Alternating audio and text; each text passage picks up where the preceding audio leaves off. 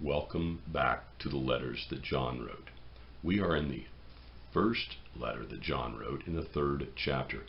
We've been learning a lot about life and death, and also about love and hate. And we've been talking very clearly about how the love of God is in us, and it's seen in what we are, and what we do, and how we treat others. We're going to pick up in verse 17. It says, "But whoever has worldly goods and sees his brother and sister in need and closes his heart against them, how does the love of God remain in him? Little children, let's not love with word or with tongue, but in deed and in truth." Well, there's a lot there. And it goes against kind of what our secular culture and society teaches us, because we're often taught that love is a feeling, it's a sensation. We talk about falling in love. That's a very bad concept.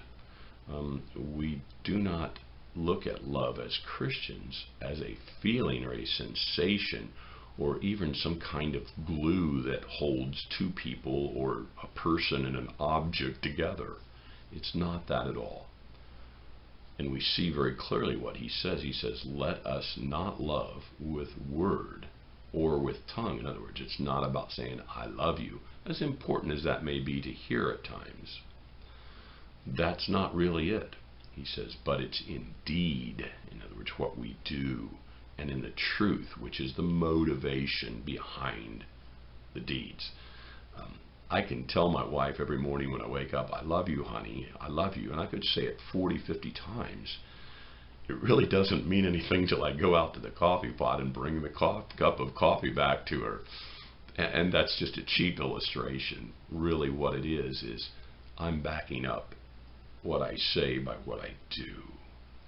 And I think it's even far more important to do than to say. But I don't want to eliminate the saying of it either. When we show our love from a genuine motive, from the truth, as John puts it there, he says, we share, we care, we do. In other words, when we see our brothers and sisters in Christ that have needs, we help them out. We do what we can. We do what we should. And that's the key.